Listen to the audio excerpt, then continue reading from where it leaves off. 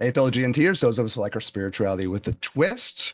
So Daniel and I are back, just based on like events in the world at large. We made the decision to do some episodes where we're going to talk about the psychology of cults. And this is the second one that Daniel and I recorded, though Daniel, you did another one where you were talking about people's experiences within this. And so you had Yeah. sort of a conversation with that too. So, you know, we're not a political podcast, but we're trying to respond to the events in the world and present things that maybe help make sense of things for people. Yeah. So that's Yep. our vibe. Yeah.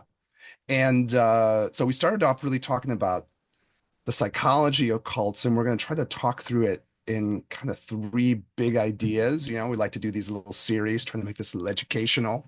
So we're really on the subject matter of conformity and looking at conformity as kind of a part of like cult psychology and going deep into sort of like the psychology of conformity.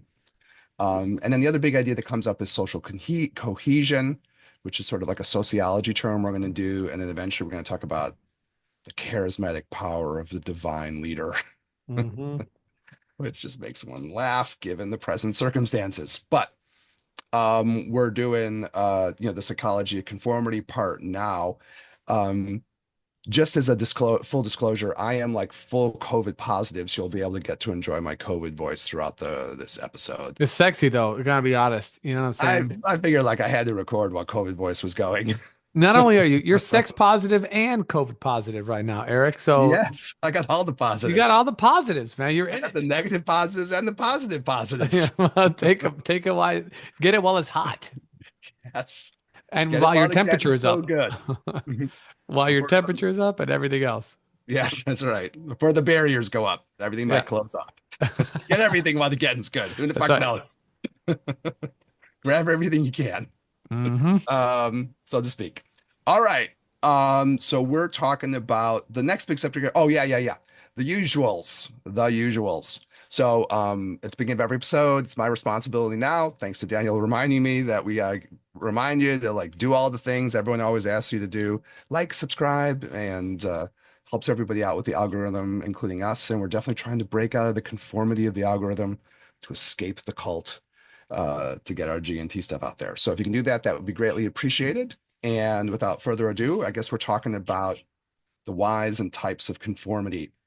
Okay, so this is, kind of an interesting little sub part of this whole thing. It has to do with like trying to understand like why people conform. And there's like kind of two big ideas here that come up. And I don't know what I think about. I certainly don't know what I think about one of them, so I'll be curious to hear your opinion, Daniel. So the Yeah. one thing is this idea of what they call informational influence and conformity, or sometimes they'll call it informational social conformity. The idea that people conform because they want to feel like they're correct. Mm. And it's one of the pressures. And this one gets presented in kind of a mixed way. In some ways, it's presented like a little bit positive, almost like, well, isn't that a reasonable thing to do? That you want to go through and, confide with others. That's the right word, or at least, kind of share your opinions with Mm. others. Maybe come to a more joint shared opinion that might be more accurate. Hmm. This gets a little bit more TLC as being positive. I'm not sure what I think about that. But the stuff that we looked at last episode, we had talked about this really interesting Turkish social psychologist, Yes. this Muzafer Sharif, Hmm. and they were looking at this sort of kind of visual illusion effect where the dot's still, but just because of the way the eye works, it kind of creates this idea that the dot's moving around. And they're asking people to kind of say how much they thought the dot was moving. And everyone had their own answers until eventually everyone coalesced on Right. this answer they agreed upon. The irony being that there's no accurate information to get out of that. Right. They're all Dot wrong. ain't moving at all. It's all Right. an illusion. That's the most Buddhist shit ever, by the way. It's an illusory dot moving, and we all eventually decide that it's moving a certain way. And it was kind of fascinating. So you can check out more of that episode if you want to hear more about that. But by the end of it, what's so interesting is that, and this has to do with like establishing social norms within a group with conformity too, which was once people started to agree on this, even when they showed people the optical illusion a year later, they still saw it the same way, Mm. which was the closure of last episode. And you and I both Hmm. agree. It's like, that's kind of trippy and kind of genius. Hmm. So thank you, Professor Sharif. So I guess that's the part that I'm not sure about. Again, a lot of times in the psych literature, it's presented a little bit more positive because you can see it in the context of like the sciences, or you have like the sangha in your spiritual practice, and people share ideas, and maybe you come to shared understandings, and obviously there can be positives around that. But even like the study itself, like has that weird illusory quality. And I suppose when you get to the problem of like cult psychology, which is our interest, Mm, then you have this problem of like, okay, people want to feel that they're right and they're coalescing their opinions with others. But it's partially like the Buddhist part of it is it's partially illusory. The dot isn't moving at all, or a lot of the ideas might not really be based on anything, mm-hmm. right? Mm-hmm. Either in that deeper kind of Buddhist philosophical sense, or maybe more in the like, it won't hold up, but we all want to feel that we're right. So we start like coalescing around something. I'm not sure what I think about that. I don't know. Do you have thoughts about that problem? I don't know. It's a nuance to me. Yeah, I think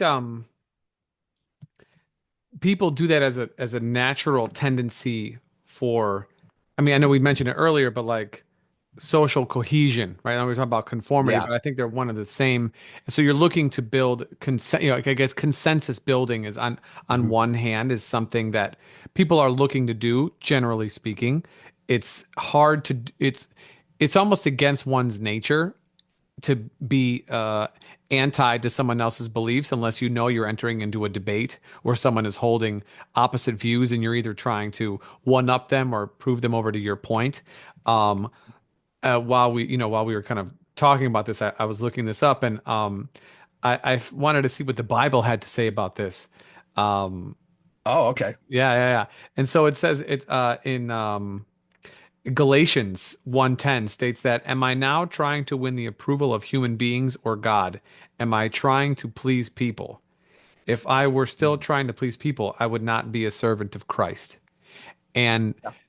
I find that interesting because that is a direct reference to being authentic, Yeah. Yeah. which I think, at least from a relative outsider to this like Judeo-Christian culture. I mean, I am, and I'm not. But that doesn't seem to, that's not conformity. That's not preaching conformity.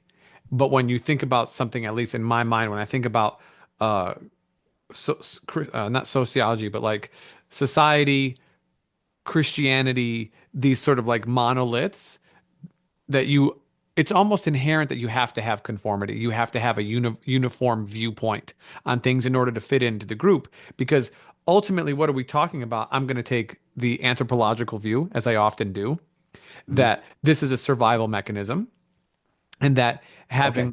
having a conformed belief would keep you on the in crowd, which would keep you and your genetic line of beings safer and not ostracized, i.e., not kicked out of the small group or tribe and have to live on your own, if you could even do that, and therefore make you give you an opportunity to be more genetically successful, right? Be able to produce offspring and then see those offspring grow to You're produce kind of doing offspring. like an Evo psych kind of conversation about Yes, that. Hmm. yes. And so to me that screams of that right there, that you will seed something in order to make nice with those around you, especially when the numbers, and we talked about it last episode, but this kind of like tipping point is around 30%, 33% or so. Once you start, and that kind of yielded itself when you talked about in the previous episode, the some of the test scores that were coming up. It Yeah. was Yeah. right Yeah. around that 25, 30% mark where they started to have people started to change their minds and go against what they had thought previously.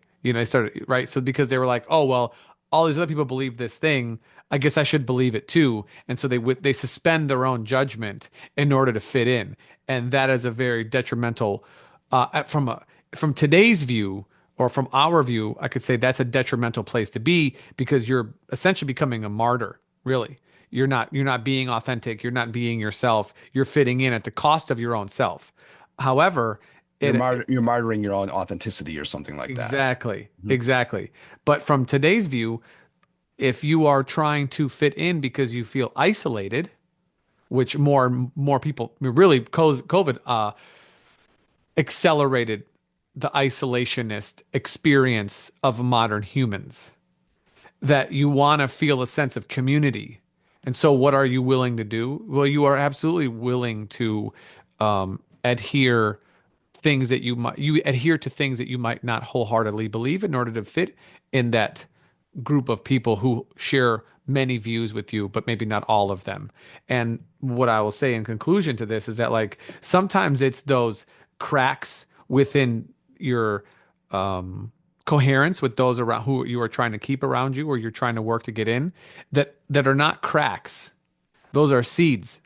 And those are seeds that are actually wanting to grow, that are trying to show you something. And if you don't give them the air that they need because you're worried about being viewed as being different or that you might end up being an outsider, then you're killing your own authenticity. You're killing the thing that you are, that is trying to be heard, if that makes sense. Yeah, yeah, yeah. I got like this kind of sparked different things in my mind. On the one hand, I suppose we probably should do some Evo Psych thing off in the offing because I gotta really think what I think about that towards the end, personal even. You know what I mean? Yeah.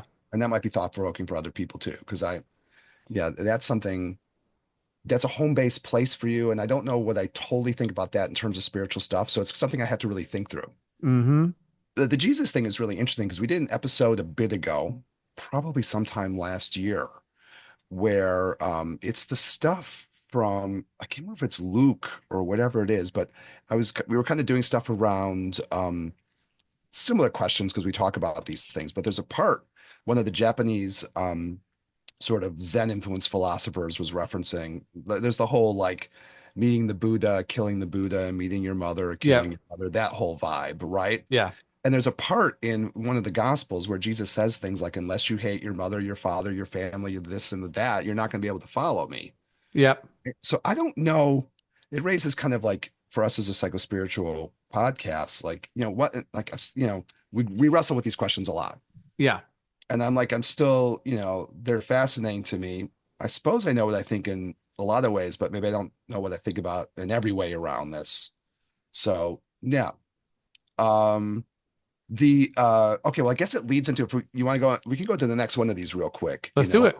So which would be the idea of normative influence and conformity. So they kind of try to divide this up. It guts into both the things you're talking about, Daniel. One side being sort of people, just want to have feedback to know that they're right, but maybe that can go wrong. You can try to be right, but go so wrong in, the ways that we were talking about. The other part is what you were getting to from the side of like people are just afraid. And Mm. there's a fear around nonconformity. So this is sort of more like normal, they call it normative influence and conformity, or sometimes normative social influence, where it's just kind of acknowledged people fear the negative consequences of not conforming. Mm-hmm. And what's weird in these psych studies, and that was the one where we did the Ash study in the first one we referenced with this, which is just trying to like see if you can get people to say that, you show them a line and you show like three other lines, and it's obvious that, two of the lines are the same and the two of the lines are the same and the other two and the other group don't match. Mm-hmm. And you see if you can pressure people into saying something obviously not true. Right. And that's what we were doing last time. And that one is, just the fear of having to like step out. And I guess, part of the question that comes up with it that's hitting me now. So COVID brain, but this idea, like, do you have to go through and eventually say, like, okay, I'm not going to like do what these other folks say Mm-hmm. to be a spiritual person? Because there's a lot of spirituality, like the quote you're having from the Gospels that talk that way, Yeah. right? And it's, what totally that means is a deep question. And we've done obviously Buddhist and Tantric questions around this too. But there's this fear and they describe this sort of like fear of rejection on the one hand, like what you were Mm-hmm. talking about from the Evo Psych perspective. Mm-hmm. You're afraid of getting rejected by the group, and there might be even some instinctual fear at the core of that, right? Mm-hmm. Mm-hmm. Also fits into like sort of our attachment theory episodes in a weird way to my mind Yes. too, because there's fear in that, right? Yeah. Yep. That's deep. And then this desire to be liked, the other side of this, you know? So you're in this situation where, these are the two things that motivate people. And in the aftermath of that whole line study thing by this psychologist, researcher, Ash, um, that's what people say. So there's a certain awareness they have, like, yeah, I knew I wasn't saying shit that was true. I knew that on some level I was conforming just to conform, and I was cracking just to get along with the rest of the group, who were Mm-hmm. all again like just the the setup people in the study, right? Mm-hmm. And so people seem to realize that on some level, which is interesting. It's not entirely like something that they're dissonant about. And it's interesting to know what that entirely means too, Mm-hmm. but that's part of the picture of it. And as I kind of went further, again, sort of standard social psych stuff, there's a real problem that people overrate their individualism. Mm. So people will think they're more individualistic than they actually act. It's sort of psych research kind of stuff. Mm-hmm. That one always piques my curiosity too. And you and I have had conversations about this because I think your gut level reaction about American culture is it's very individualistic. Or at least the idea of individualistic. And that can mean multiple things. That could mean people are isolated, Yes, right? that In for which sure. case you would try to cling to others in a conformity way so you don't Mm-hmm. feel so alone. Mm-hmm. Oh, that's the other thing I was going to say, COVID brain. When you were talking earlier, there was one of the guys who was talking about breaking out, and he called it a cult. So he and I broke out of the MAGA cult. Mm-hmm. And so they had this thing that's, I can't remember the name of this whole organization, but it's something like that, breaking out of MAGA or whatever, right? Mm-hmm. And, again, we're just being blunt. A lot of these things are just cults, no matter what your political perspective For is, sure, yeah. cults. And so, and he was saying like it was, it's that fear of loneliness and that fear of isolation, right? Those things that you were referencing. So, yeah. And so people feel that kind of stuff, obviously. Uh, and so that's kind of the social isolation part, maybe, of American culture. But I Mm. always have the like a gut level sort of thing that the American culture has a lot of conformity to it. I tend to see it from that perspective. Mm. And I don't know what you think about that, but I tend to see it as a very kind of conformist culture and not so individualistic.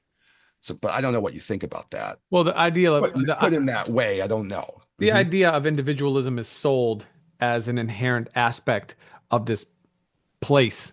I don't Yeah, even yeah, call it a culture. I think it's just this area, yeah. But I think that's what's being sold. That's one of the mantras. But I believe that to be a paper tiger, you know. Okay. Okay. We're probably closer than what we think about that. Yeah, yeah. I think that's the idea or the ideal, perhaps better stated, but not in practice, not necessary, not anymore, anyways. Maybe it was whatever, however long ago, but the sides have really shored up much of the sort of juicy middle, if you will. Talk about in the political sense too. Yeah, yeah. I mean, of course, individuals on a one-on-one basis, when you remove them from their setting, are going to have different views because they're not going to be around others who are upholding aspects of their ideology for them, where they have to fit in. So you probably will find more cohesion between people who have different beliefs on a one-on-one level because of this idea of conformity, to be honest.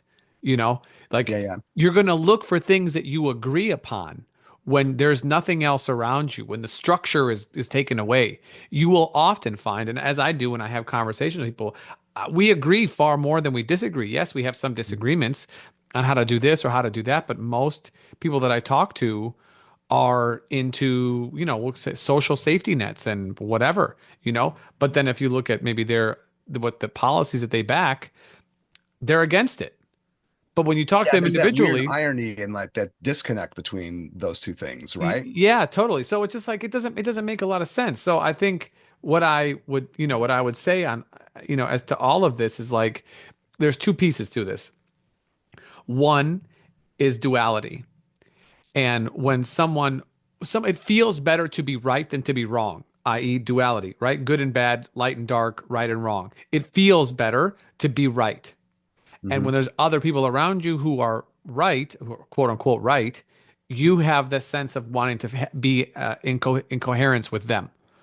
So that's one. So I guess I find that to be like the dangerous instinct about that informational part of this, Yes, right? There's it's presented kind of positive, but I see there's a real danger it's there dangerous. because of that desire to want to be right. Yes. Eventually we all agree on what the illusory dot is doing, right? Mm-hmm. So Hmm. it's it go again, like this part interests me because again, presented kind of positive, but there's an Yeah. underlying danger in that for sure. Yeah. Okay, cool. And then the other part is conditioning. So we talk about non-duality and really finding a place of seeing through the illusory nature of reality, i.e., the duality of reality, right? On a macro level, and then moving down to the micro level, it's overcoming duality within oneself to be able to say like right, wrong, whatever. There is a path here that is going to not make either one happy because it's going to challenge their views. Okay, fine. But when you do that, when you take that part, the challenging of others' views and of your own views, which means you're not going to be a nonconformist, is that you have to then in intentionally challenge your conditioning. So, what I'm saying in a specific sense, not even necessarily in like this esoteric sense, although it is esoteric simultaneously, because we could speak both. You have to be willing to say things that might ostracize you or that might bring about the feelings of shame momentarily because your views don't fit with someone else's views. But if you hold them wholeheartedly, even if you're quote unquote wrong, if you can work through the layers that got you to that place of we'll say incorrectedness and of not being non-correct, whatever correct is in the case of this study, like these two lines are the same, they're not different, then you will be able to at that point, if you care to, work backwards and learn where your mistake was. And now that has become beneficial for you because you can show your work. Like our teacher, like our math teachers in high school or grade school wanted us to show your work. Why? So you could find out where you were incorrect. And then now you can learn and be correct, quote unquote, correct moving forward. But if we don't do that, well, then A, you're stuck in duality. So then either you're right or you're wrong, and there's no difference, i.e., you're with us or against us. There is no middle ground. Number one, so you're kind of fucked at this point, right? Because you're dealing with deep feelings of being in or out of the tribe in this case, and being isolated if you're out, and being accepted and loved if you're in, right? Or at least those are our instincts. And then number two, working against the layers of conditioning that teach us that this is the way to be, right? Because independence and individuality, even though they are, what I would believe to be like core American ideals or ideas, in practice, you have to go against the grain when the grain is at its grainiest in order for you to find out who you are and who is your authentic person. But that is very difficult for people because you're going to have to confront shame and isolation simultaneously sometimes in order to be able to do that. And you have to stand firm in that and be who you are. And that is not an easy thing to do. It is far easier to say these two lines are the same, even though they're blatantly different. And so moving just one macro level to like the idea of the cults and politics in particular in this case, can you agree with some people and then have disagreements with them and do that in multiple places? That's the hard Very, part. very difficult, right? Very Yeah. difficult to do. Very difficult to do. And then Yeah. who you surround yourself with and how you carry yourself. Can you shake hands with somebody after you have a conversation about things? Can you find common grounds, but can you also agree to disagree? And there's nothing wrong with that. This is hard for people to do because in this day and age, especially again, we're not political, but like we're talking kind of politics at the moment. Many people have a very hard time admitting mistake political or even in on a normal level. It's very Well, hard that to goes admit back to the underlying mistakes. feeling I want to be right from like the first problem. Correct. Correct. You want to look at the problem with that. There it is. And then Hmm.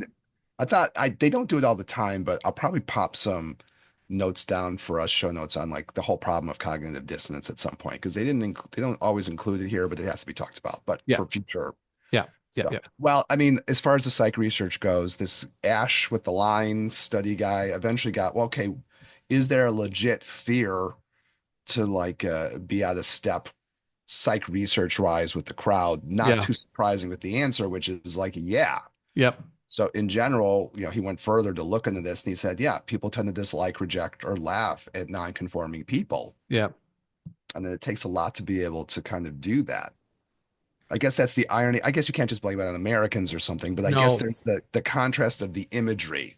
I know what you're saying. A lot of like the American advertising culture and all that, there's that weird play of like the individualism and then like I don't Yeah. know. There's always these sort of weird dynamics within that. I'm an independent individual. Look at me rock. And then the other part is like, I got my whole tribe around me and we're all going out to the club or something. It's always like that where we're all fam. It's like that kind of thing. It's like there's always those tensions in there. But Yeah. again, maybe because of, what we're doing in terms of like spiritual stuff underneath the surface, like Jesus was talking about, or these Zen masters, whoever, there's always this need to be able to assert one's own spiritual individuality. So, Eric, so this is there is one so I've never had a Twitter or whatever it's called now. I don't care. Um why? Why is that the case? Because when you go on Twitter or whatever it is called, you know what you're supposed to do? Follow people. yeah. And you know what I'm not going to do? Follow no fucking body. Nobody. One guy, I remember I was trying to get a job at this place and they sold like very high end medical and fitness equipment and they one of the people who I don't know, she was a CFO of this company um, was a client of mine when I was teaching boot camp. And so I would go over there and use their equipment and bring people and try, I had some investors and I was trying to make deals happen and whatever. And the CEO was like, "Oh yeah, you should follow me on Twitter." And I was like, "I'm not following you anywhere."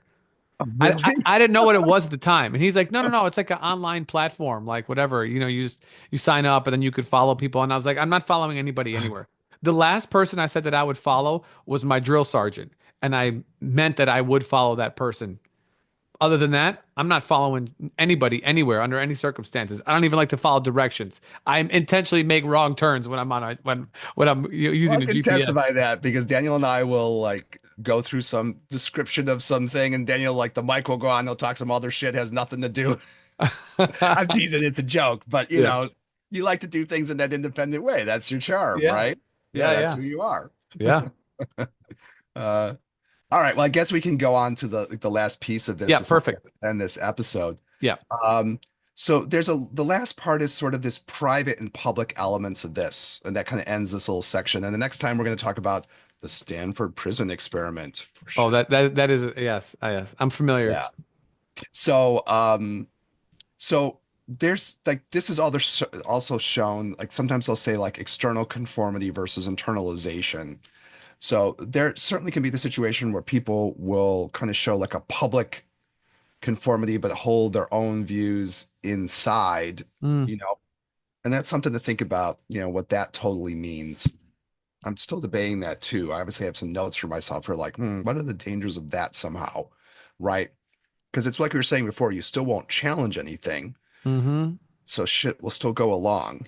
And then there's the whole issue of like private, you know, but private conformity, which means that people change their own internal views. So the research around that.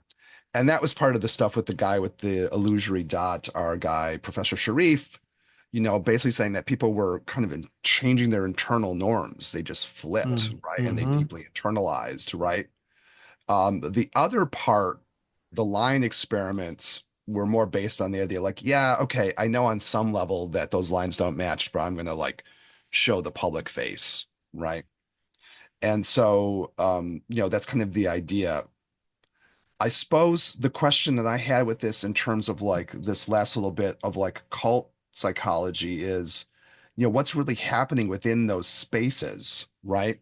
To Mm-hmm. what extent are these things where people are publicly expressing things that they don't truly believe inside, Mm, right? Or to what extent are we talking about things where the internal gears are already sort of reworked, right? And and listening to some people talk about what it's like to be, now we're talking about not cults in like the big picture sense, but like cults in the more narrow definition, right? mm-hmm. Like I was listening to oh, I mentioned her name last week, Professor Stain. She pronounces it Stains, Stein, but okay. All right, whatever floats your boat. Mm-hmm. But as I always say, Professor Stain, that sounds like a villain from like some old Batman thing or something. Um, But in any case, she was talking about this, and that's that feeling of like internal tension, Mm, right? This idea that, okay, we can talk about two ideas that these experiments try to show. One is this idea of like, okay, I don't really believe this, but I'll do this for the outward face of this. That still may be dangerous because I'm still not willing to challenge things. Okay. But then this idea that, okay, maybe my own internal things are completely changed. But in the cult setting, as things start to like become disjointed, right? All the tension that that creates, right? At a certain point, I suppose there's this experience of like, okay, to what extent am I showing just the public face of something I don't really believe, or to what extent do I really make myself believe this somehow? Which got me to think mm, about the cognitive dissonance aspect, mm-hmm, but how mm-hmm. this starts to crumble. And we're watching this. We're doing this partially for political reasons. We're watching this. We don't know when people are going to be listening to this episode, and we're not going to tie it up to the local politics of the week or something like that for this. But we're making this in 2025, folks. So, there's a lot of shit going down where there's going to be a lot of tension for people to have to try to like figure this out again, right? Yeah, for sure. So, I don't know, you got any like other thoughts about any of that kind of stuff, that tension between public and private? That you've been talking about that a lot. Yeah, I mean, I think if you are doing any kind of regular reflection, self-reflection, it's going to be more difficult. The internal cognitive dissonance to how you think and believe internally, and then as that manifests externally into your words and your deeds, they're not, at least for me, I'm just speaking for myself at this point. That's going to be much more difficult. Like things that I don't believe are going to have a harder time leaving my mouth than if I was not, if I didn't have an aspect of myself that was deeply internally reflective, because I would be like, this is highly incongruent with what I am thinking. And, maybe people who are listening to this, they, if you say, oh, I would never give up my principles for X, Y, or Z. Okay, maybe you wouldn't, but man, lots of people do. I mean, there's a whole study that shows people who do that. And Yeah, it's that's the like, trouble with individualism. People overrate the willingness that they're going to have to do that, right? you'd be So, surprised. But, yeah. history shows time and time again, citizens of many countries and cultures are willing to accept dastardly things. I mean, yeah. I mean, it's easy to say on your own, but then when you get around other people who are saying they're shouting the same things, are you going to be the one who is going to? Are you willing to accept shame and potential victimization? Because of your beliefs? I'm not. I'm not sure. I think the answer is yeah. You know, like you'll fit in, and in today's world, there is just I just think that we're so isolated. We're looking for places to plug in and make community, and it's harder and harder to do in person. So we find up more kind of community online, and it's just easier to be absorbed into those things, and then your internal talk changes, and then here we are. Yeah, because you get to the attachment theory part too, because the guy was talking about, of course, you have the public and the private face. These two studies are trying to capture that, right? Yes. Optical illusion, Professor Shafir, is that his name? I'm forgetting. Yeah. Yeah. So, his thing of like, okay, now we've really changed your norms internally, right? Yes. You're not going to see this dot the same way again. So to reevaluate, to realize that dot still, I'm going to have to break something in myself to Mm. re-see what that thing really is. And that's a Mm-hmm. certain challenge, right? Mm-hmm. And Mm-hmm. then the other part is the public facing part, which presumably builds up because you want to like conform because of things of fears and afraid of being disliked, and like you're Yeah. talking about evo psych things, attachment issues, and so on. And then when you get to the extremes of being enmeshed in something that eventually you're going to have to see like, oh man, this shit ain't true. Yeah. It's going to take those, I guess you're breaking part of that illusion of the dot, right? Mm-hmm. Then you're also going to have to deal with that other side of this pressure of like, oh fuck, now that I'm thinking this, I'm not going to be able to believe this anymore, Right. right? Now I'm really risking all of this psycho-emotional attachment theory shit. Yes. I'm in serious trouble. And the guy who was scaring his own experience of like, again, his framing of MAGA as a cult, okay. Mm-hmm. And at some point he was saying, yeah, man, it was hard because it was like this was sort of my alternative family. Mm-hmm. right, in this Mm-hmm. community. And now I'm risking all the, it's not even strangers, obviously, then in those studies with the lines. You don't know those people. They don't mean anything Correct. to you, right? Right. You start raising the ante on these things, and all of a sudden you're Mm. talking to people that you have these deeper emotional bonds with that you're gonna have to like Yeah. challenge. So, all right. Well, to be continued, we'll go Yeah. through, we're gonna do Stanford prison stuff, right? Unless you, I didn't mean to cut it off, Daniel. I'm sorry. Just any more you wanted to say about that stuff, or we No, captured it? it just gets, I was just gonna say this to what, where you were here. The stakes raise. The stakes get raised when the people around you have more meaning to you than just rando strangers, right? Yeah, then it's Um, attachment theory stuff, right? yeah, and now right now you've gone from, and that's why the attachment theory stuff is really, it's so important. It really is because your bonds with one other person, your the connection to you and your community is just the bonds between you and one other person amplified in a 360-degree Yeah. way. And it makes it very difficult for change when you have the pressure of the relationship on top of you because now you have to deal with disappointment of the other person to then your own issues are going to come up. Are you abandoning them? Do you feel like you're hurting them? Are you Yeah. disappointing them? And all those things they put pressure on you to conform, to fit in, to say the right thing, to make it nice, right? To people please, Yeah. essentially. And that there's a lot of pressure on that, Yeah. to be the right one. And it's not easy. But again, the solution, because sometimes we don't always give solutions. This is not the solution. This is a solution, is to have, you can call it a moral compass if you want to. I think that's a bit more ambiguous term, but I'm going to say a practice of self-reflection. To really have a mechanism of understanding what is coherent within yourself and then be willing to stand on, as the kids say, stand on business. Like you got to be able to do that shit. You have to keep it 100. Like that's, Yeah. because if not, then you're going to be yielding yourself in the process. And over time, it's going to be much harder to get those things back because the emotional ties that you're going to have is not going to just be with one person. It's going to be with a multitude of people. So breaking out the layers of conditioning is really important, which goes back to our, 9 obstacles, the one Yeah. of Yeah. family and responsibilities and the pressure of breaking out of those things. It's hard. It's a hard fucking thing, but that's part of the left-handed path. I mean, this is the tantrikas, this is the yogis, this is the roomies. These are the people who live kind of like inside and outside of society because they don't necessarily fit in and they're viewed as strange because they don't do all the things everybody else does. But those are the ones who get remembered. Those are the real individuals, handfuls over billions and billions of people over the last how many thousands of years. So there are more than just what stories are written about. There's many, many, many free people in the world, for sure, even today.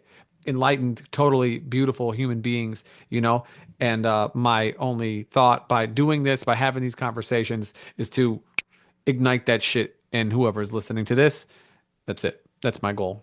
I got two reactions to it real quick before we pop out. And we Yep. didn't, but one is like, I think I don't find fault in this part of the psych literature. It's not like I think there's holes in it, but because that attachment theory part isn't included here, Yeah. that's something that I think is valuable to add, right? Mm-hmm. Like they Mm-hmm. have their place, right? Because they're showing human tendencies in these relatively innocuous settings, right? Yeah. But like, so there's a neutrality there or something, right? Yeah. You can see the human tendency hidden underneath those things that are still there. But I think that is something that we can add to this conversation, or we're adding here. Yeah. You look in social psych books, it's not like they don't recognize that, but they're not necessarily talking about that. But Mm-hmm. that's a piece for Mm-hmm. sure, right? Mm-hmm. And then the other part, I'm glad you said the things that you said, because to me, I think what ends up being important then is to have, what's helped me would be like having spiritual paths that I identify with that have that streak in them, Yeah. and then for me it started with Zen, and it's very like, no, you have to establish your own individual cognitive space. This is what has to happen, Yeah. right? And then like think all the ones that ultimately I felt like I identified with, whether it was Zen things or Taoist things, or ultimately like the tantric things, more the Mm-hmm. Buddhist tantra for us, but all tantra has this. Yeah. Like you have to establish your own internal space. Yeah. right? And that's like core to the thing. And maybe that is like to the extent there's a solution, like that's a solution. And then Yeah. you can almost like re-identify in a way, Mm-hmm. to say, okay, no, I'm a Zen Taoist tantrika, and this is what we do, Yeah. and Yeah. it gives you a different identity. And maybe in the end you find a different kind of community too. Yes. Yeah, a kind of community that doesn't demand the same things from you. Correct. Yeah, Yeah. yeah, Yeah. Kind of community that supports your individuality. yeah, yeah, yeah. That it's hard to do, but there it's out there, and whatever you want is it's all out there. What we're trying to do here, Yeah. I mean, we did this retreat earlier, and it wasn't like, it's a retreat based on the idea like let's engage ourselves in practice. We're all equals. We're all here. We Yes. took on the roles of teachers for that retreat, but hey, We've been yeah, students on plenty more retreats than we have been teachers on them. yeah. Well, that's true too. But also, Yeah. like, we're going to enter in this space with a sense of equality. Yeah, absolutely. Yeah, yeah, and that's what we're trying to create, like an equal spiritual space. Yeah. All right, Exactly. beautiful. I'm in. Hmm. All right, sign me up. Let's go. Eric, as always, man, thank you so much for Thanks, Dutch. driving on the ship, man. I appreciate it. Audience, thank you so much for listening. Hit us up, ginandtantra@gmail.com. Definitely subscribe if you're not, please. It does help us out. We do appreciate all those who do it. If you haven't yet, it costs you nothing. Do it. Do it right now. Or do it in a minute. You know what I'm saying? Share our work if you find it interesting.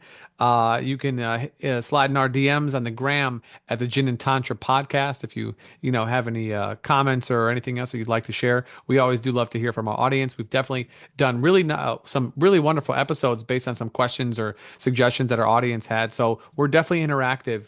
So ginandtantra@gmail.com, or hit us up on the gram, the Gin and Tantra podcast. For Eric, this is Daniel. We'll catch you guys in the next one. Stay free. Peace. Peace.